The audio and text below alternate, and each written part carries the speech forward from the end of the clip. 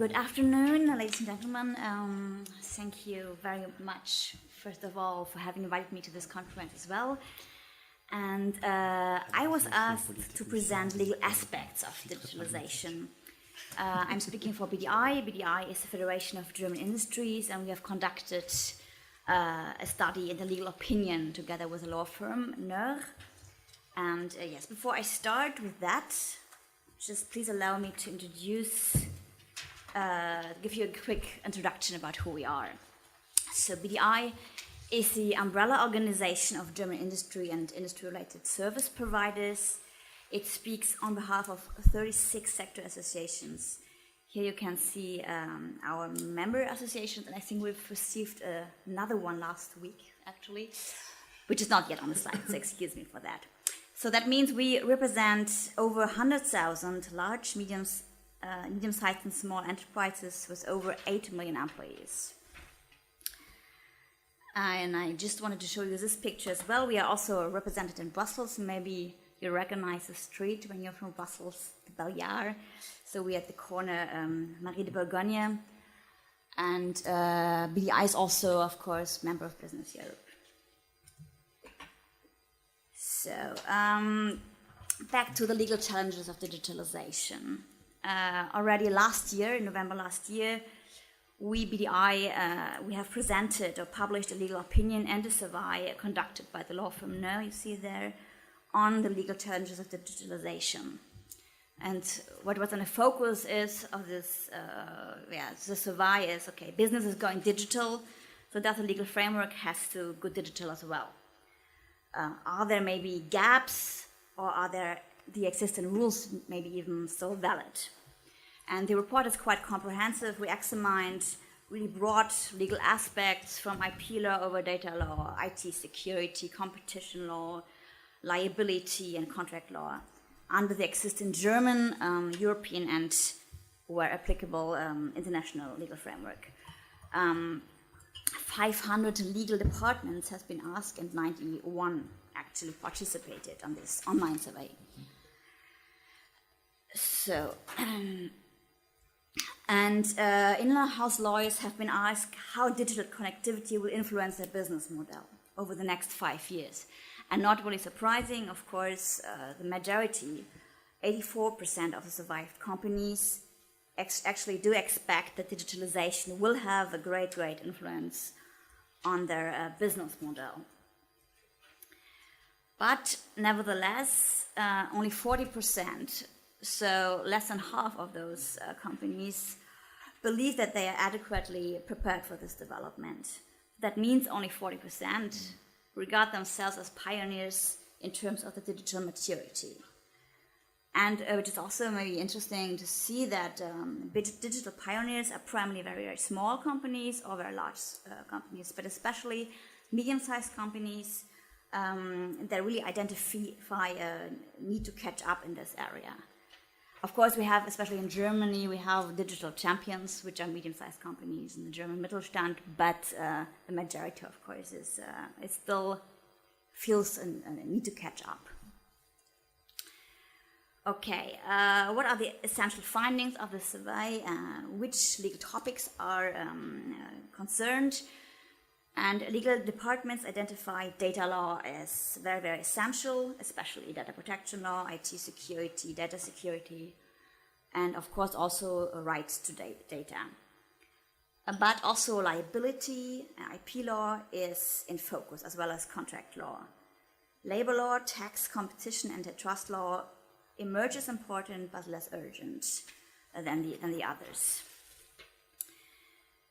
So what has to be done? So which are the essential conclusions? So with regard to personal data, so with regard to the GDPR, the European Data Protection Law, the study shows that it will be necessary in the future to constantly develop it further on, especially concepts such as privacy by design, privacy by default, pseudonymization, or codes of conduct. And when we look to non-personal data, of course, the question of do we need a kind of data ownership rights? We have been talking about it before as well. So the question, do we need a data ownership for machine data? and what kind of data should be protected, how can this know-how be protected, or do we maybe also need a kind of an IP law for those machine data? And again, when we talk about data ownership, we try to talk about not about personal data, but non-personal data.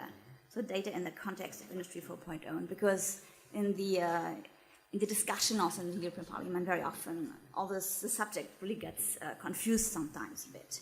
So it's very important to distinguish it a bit.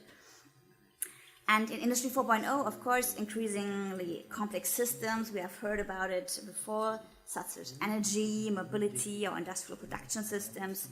They are managed based on the analysis of machine-generated data, a big amount, which is almost impossible to imagine how many they are. But surprisingly, our study shows that those non-personal machine data are mostly unregulated. So in our legal system, the classification of those data are in most cases still a very blank spot. So of course we have protection of know-how, we have trade secrets, IP law, or the protection of the database, but very often, or in many cases, it does not apply. When you think about a data like, okay, 10 degrees, so it's more, I mean, when you think, okay, the know-how, it's much more than only the data 10 degrees of, I don't know, a machine or something like that. So this is also, to distinguish. But even if there's a blank spot, companies do not regard the absence of legal assignment of non-personal data as an unsolvable obstacle to their business models, at least so far. And during this year, we had many discussions and conferences on this topic, also conducted by the European Commission. And also those conferences have supported this conclusion. So the question on who owns the data it is very currently too early to determine this by regulation, because in the first place it seems to be sufficient to set the right to use and exploit data through contractual arrangements. So contracts have also the advantage that they're much more flexible. You can adapt them individually, and this is something that we should go on firstly. But of course, the question on how to deal with data in a digitized industry is for companies very important for the German Mittelstand, for the SMEs and smallers, and also bigger companies. It is very much a matter of trust in Industry 4.0, and for medium-sized companies, it's very often the challenge to get the right balance between my protection of know-how and to connect with others. And maybe I could lose my know-how. So this is really the question of to create this trust. And now we see also this year there are much more new business models developing, also technical solution like the industrial data space from the Fraunhofer Institute, which was launched.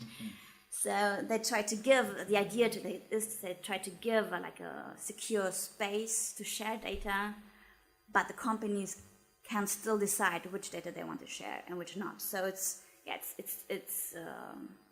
a way to create this trust and to connect, but still to have the factual ownership or the factual decision on what you do with your data.